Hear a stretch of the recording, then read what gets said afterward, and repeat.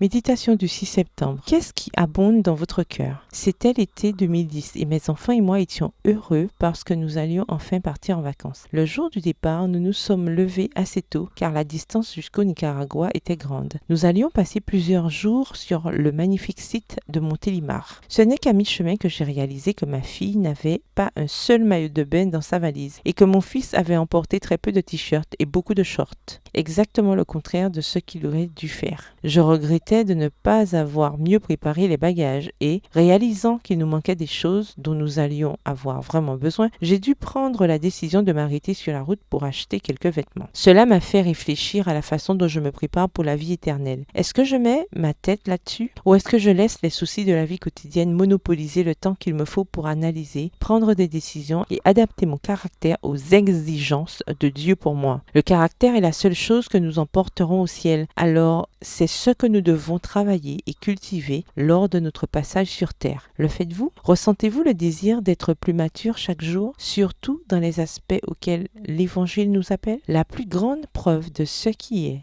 dans votre cœur, c'est-à-dire dans votre esprit, dans votre caractère, est ce qui sort de votre bouche, vos paroles, vos sujets de conversation, même vos silences quand vous devriez parler. Analyser ce que vous dites ou ne dites pas est une bonne première étape pour prendre le pouls de votre caractère. Pour le reste, il suffit de commencer en demandant toujours, bien sûr, l'aide de Dieu. Aujourd'hui, je partage avec vous une première référence. Ces paroles ne sont pas de moi, mais d'Eleanor Roosevelt. Les grands esprits discutent des idées, les esprits moyens discutent des événements, les petits esprits discutent des gens. Évitez de parler des autres et essayez de faire en sorte que vos paroles aident les gens à réfléchir, surtout sur les questions spirituelles. Ayez un langage converti qui manifeste un caractère converti. Verset du jour, l'homme bon tire le bien du bon trésor de son cœur, et le mauvais tire le mal de son mauvais trésor. Car c'est de l'abondance du cœur que la bouche parle. Luc 6, verset 45.